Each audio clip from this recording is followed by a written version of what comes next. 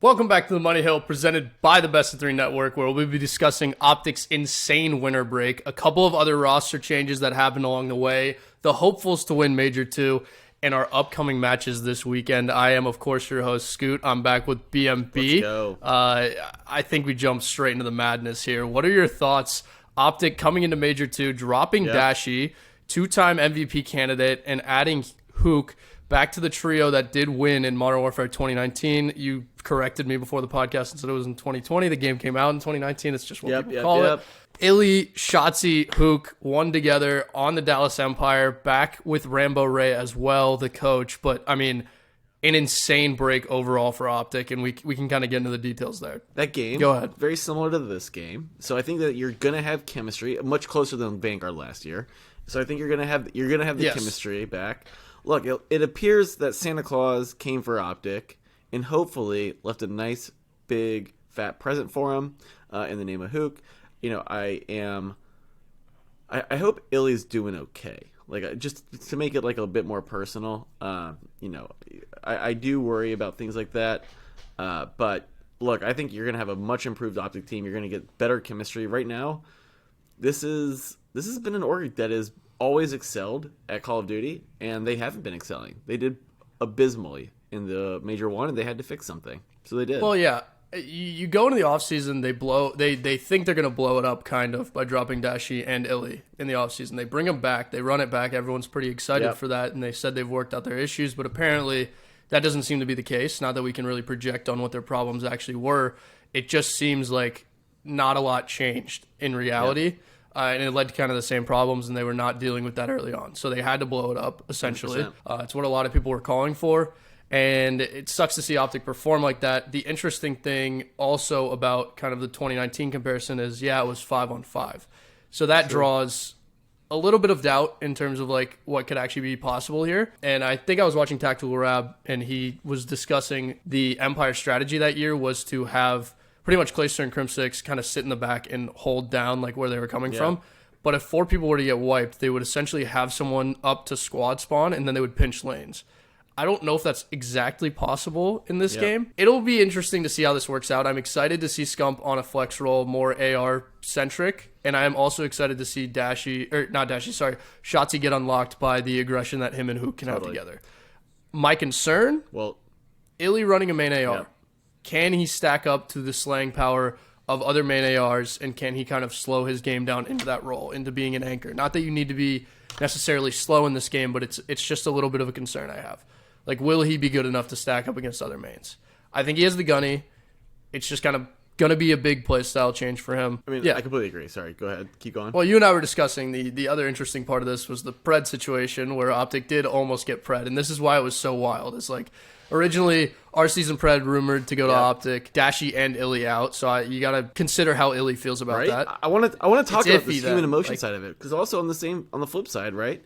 You know that Optic wanted Pred. Yeah, they did. Why wouldn't you? Right, of course. But if you're Huke and you're sitting there being all right, well, fuck you guys. Like, why weren't you coming after me from the beginning? Look, this is a team, this is an org that has a history of excellence.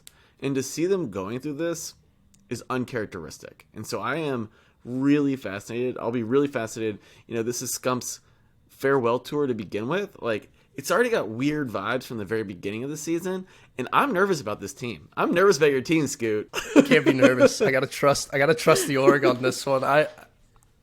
It's tough to be in this position because, like, usually as an Optic fan, right, you have a good Major 1. You're like, okay, I'm hopeful, and then it kind of falls out for like Major 2, Major 3. They come back at the end of the season, they're pretty good.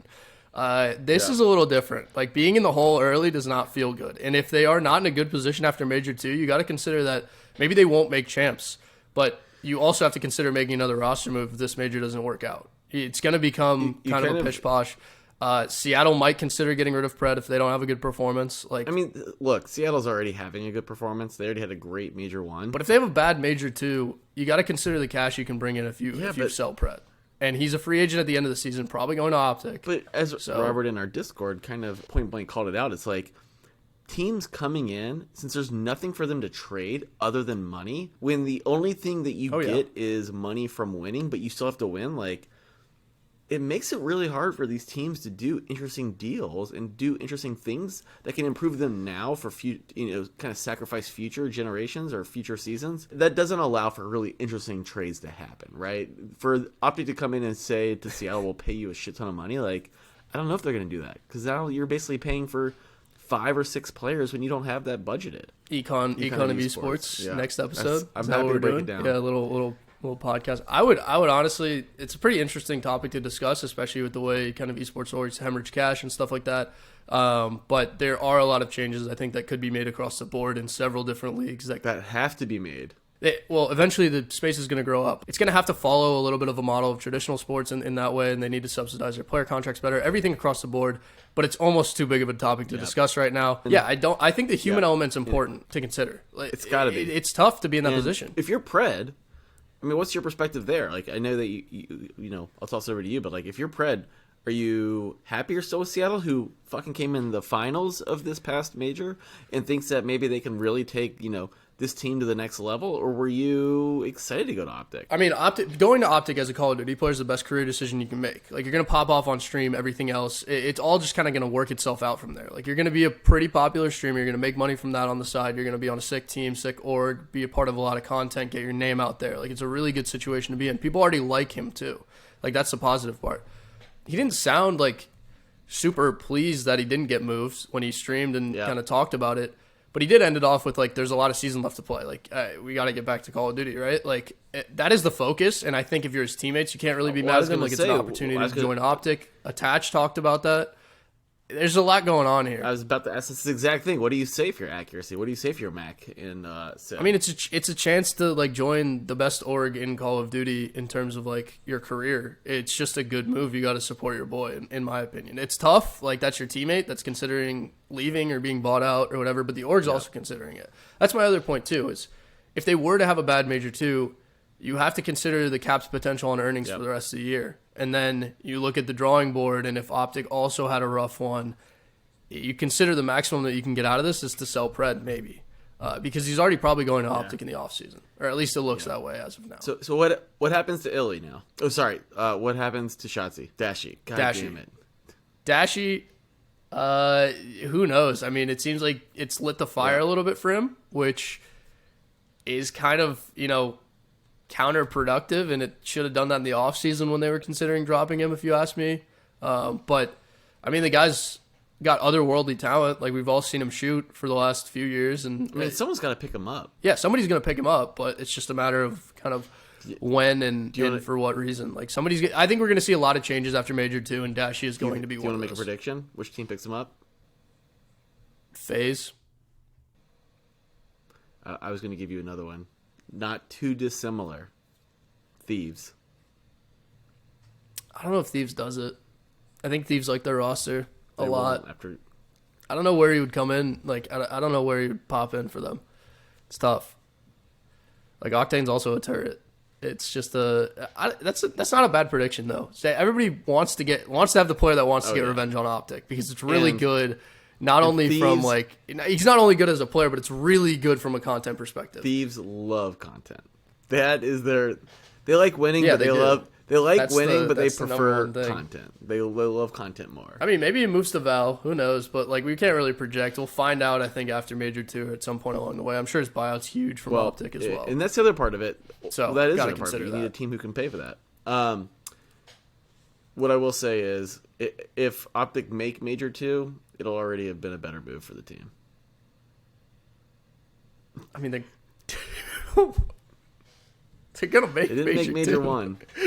Now you're just they're guaranteed to place T12 this time around and not T16, but they did place T12 last time. So I mean, they made it out of groups. That's important. Wait, no, they didn't. No, they didn't. They made T16. T16 last time. Yeah, that's tough. That's just a rough situation. I guess not T16. It's like, because there were 4 teams that were already eliminated. Yeah, it's T12 technically. It's just a bad T12. It's a bad looking T12 if you ask me. All right, other roster changes across the board. I actually want to get to the LAG one last, so because I think I have some funny things to say about it, or at least a funny intro line for them.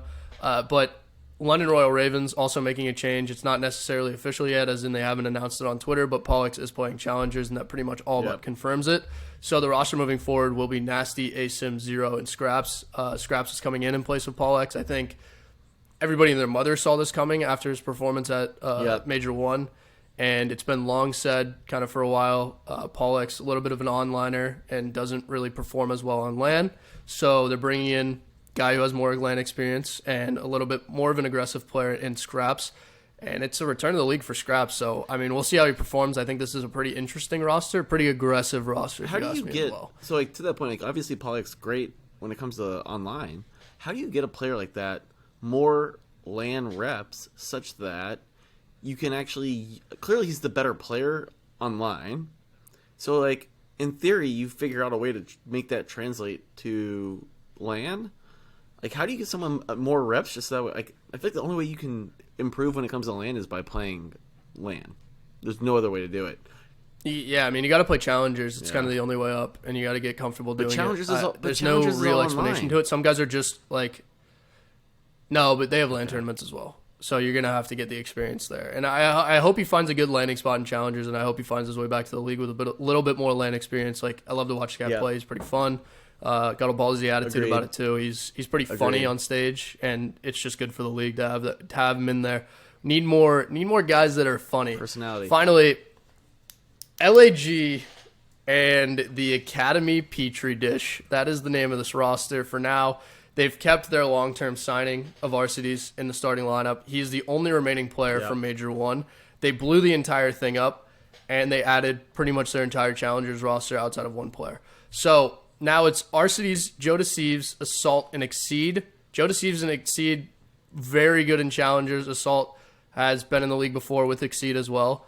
This is going to be an interesting roster to watch. I think it's just kind of pish-poshy, and honestly, the value on them this week, pretty good. Triple honeymoon face. Not only lads. Somebody's got to pop off, right? I love this spot for them when you can have someone like an RCDs coming in and mentoring them. He's going to be the rock that it's a good he's going to be the rock like he's been for his whole entire career, and this is going to allow those guys to play and feel free. And to your point, I mean, I absolutely love the spots for them this weekend. But again, RCDs did also want to leave. He tweeted about it when the rumor was him joining Optic. But, so the dude's used to playing for fucking FaZe. Like, yeah, he's FaZe and Optic and Huntsman and I mean, he is used to winning. That's fair. He's used to winning. I mean, agreed. It's just a tough situation to be in. I think he is a good mentor for these players. And honestly, if there's anyone that's gonna stay locked in throughout the season, it's RCDs. Like, he's gonna be bought in to win. The guy wants to win. We all know that. I think that about does it. In regards to Modern Warfare 2, the game, there were a couple of updates that kind of fucked the spawns. So if you see anything weird this week, that's why they decided to change the game in between majors. Of course, it's not new. Activision Blizzard loves to fuck with the pros a little bit. Who knows? Yeah. Who knows what we're going to see this week? Could get a little bit out of control, but I'm excited for it. And that is why we're headed into a few great matches this weekend. Love to do some like, love, lock here. Everyone can go take a look at the schedule. It'll be down in the description below at the link to the Call of Duty website. But I think we can just kick it off here. I think off the rip, Breach over Minnesota, great odds. This is another situation where Methodz has been called an onliner as well as the rest of the Boston Breach roster, and they did really have a good Major 1 online 100%. If you consider it. Besides the last series. So if we're looking at this, 2.34 odds on Boston Breach. I'm taking that all day. Taking it to the bank. And I love that. A Røkkr team that hasn't been that impressive. I like your it's so funny, for my it's another Boston Breach match against your beloved Optic on Sunday. You can get Boston Breach at 2.21 money line, and I don't hate it. This is a match of just a team that is coming together, trying to find some chemistry, and we always say honeymoon phase, so maybe this is the weekend to take Optic, but I'm going to zag there and take Boston Breach. I mean, yeah, you could say honeymoon phase, but it's just a reuniting of kind of a really good core trio, then Scump, who's also one of the greatest of all time. That is, if nothing else, that is a true honeymoon. Like, literally, the gang is back. Yeah, I don't hate it. but I'm also not going to jump on the board here. They do have ample time to practice in the next week. Plus, Ray knows how Huke operates. They all have their schedules coordinated from 2 years ago. Like, this is going to – the chemistry is going to be there from second one, which is good. Yep. Hopefully the practice is good as well. And I think also, interesting point here, Scump almost kind of molds to the people he's around in terms of, like, dedication to the game and, like, practice and everything. Or at least it feels that way. Yep. Can't really speak for him, but it almost feels that way. And these three guys are going to be dedicated to winning. Like, we already saw Huke's tweets when he got dropped. He's firing on all cylinders. Not betting against them. Sorry. Can't join you here. That's fine. But I appreciate the shout. Like. Not a bad shout it's at just all. A like. I mean, I also do really like this week LAG plus 1.5 against LA Thieves. Give the kids a chance to prove themselves. I think these are some of the best odds we're going to see on a plus 1.5 this year. Yep. But you also really have to follow this Florida Mutineers LAG match and how that kicks off. Because I also love the LAG money line over Florida Mutineers. It's the triple honeymoon effect, baby. Yep. It's honestly shameful that Florida's pretty much even odds with them. It's sad for them. Florida's terrible. A lot of people would say bet Florida here. No chance. I'm saying bet LAG, baby. Yep. All the way. Completely agree. To me, that was actually going to be one of my loves. I absolutely love that match, and I am fading the Mutineers the entire season. This will be a recurring theme. And so the fact that I can get LAG as an underdog against the Mutineers, give me that all day long. I'm not fading Brack, though. That's the interesting one. Yeah. Brack has games where he just kind of he nukes it up a little bit. He gets a little crazy on the map. Finally, for me, taking it in the weekend, taking it to the bank, locking it in. Oh, wait. LA Thieves. Wait. I haven't given you my true love yet. What's your true love? Tell the people. My true love is LA Thieves over the New York Subliners. God fucking damn on it. Saturday at 1.96. Yeah, I love that as well. I fucking love I mean, that was my lock. Oh, that was your lock? Yeah. Damn. This is a championship hangover that's gonna just ruin the weekend for New York. This team, it's telegraphed. Yes, it is completely telegraphed. This is a team that I do not trust online. I'm glad that they had a great first weekend. It's been the holidays. This is a team. I love this spot for the Thieves coming in, getting back into action, going up against a team that they lost to, a team that they want revenge on, to show them that they're not, missing anything. To me, this is such a phenomenal opportunity for them to come back and win this. Yeah, I think Thieves, if we learned anything about them, is not a team that you can count out, especially with this roster. Yep. After one bad major, like they did win back-to-back last year to seal champs up. Yep. That was incredible to watch. Got hot at the right time, and this team can really work together. So there's no point in doubting them. I also think the championship hangover is in effect, plus online is going to take a lot away from New York this week. Completely agree. They kind of already have their bag. Now, I'll ask you this. Yep. That's not my lock. I have one other lock. What's your lock? I'd love to hear it because I'm pretty much out of picks this week. My lock is Seattle over Legion on Friday. You can get Seattle at 1.72. Don't count out the Vegas Legion, baby. Look, I love the Vegas Legion. I was sitting here. Why are you not going minus 1.5 if you're so bullish on it? Minus 1.5, only 2.27, which isn't like that much additional value. It's pretty good. It's pretty good, but it's not enough value to me. Look, I do respect the Legion, but this is a team that everyone thought was going to come in dead last place. They have a couple good matches on land. They beat a couple teams, but it's a land team. It's a land team, and this Seattle Surge team is good. Now, this is assuming that the team doesn't have dysfunction after the Pred conversations and flying back and forth, all over the world. Also short on practice. A little short on practice. To be fair. But this is a Seattle Surge team that I believe in. And to me, just a straight up money line at 1.72, that's great value. To me, that's a lock. I absolutely love that. I don't hate it, but I also hate betting against Legion. They're my new surge from like a few years. I don't need a new team. I've got my team. My team's winning champs this year. Guarantee you that.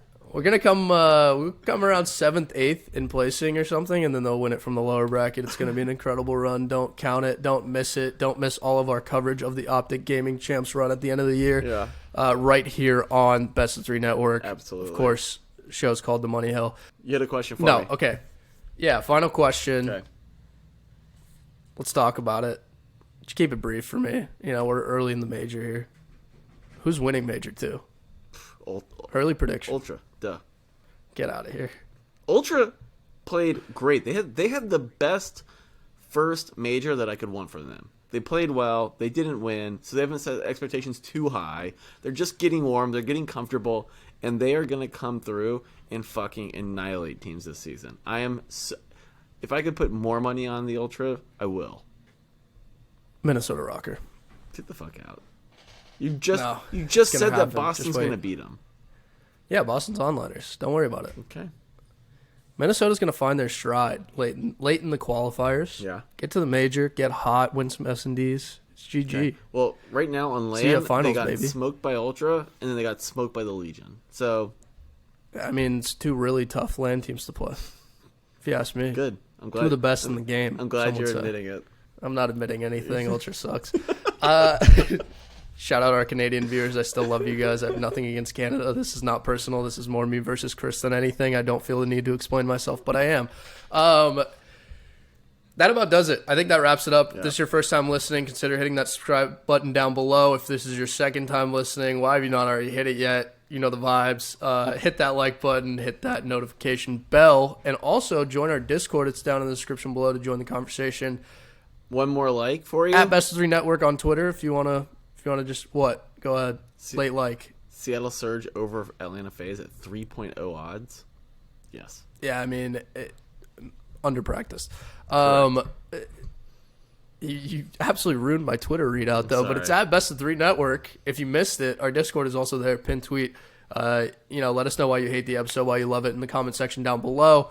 But that about wraps it up, ladies and gentlemen. We will see you next week and recap these matches a little bit, let you know how the Optic roster is and how the LAG roster is, more interestingly enough. 100%. Peace out. Toodaloo.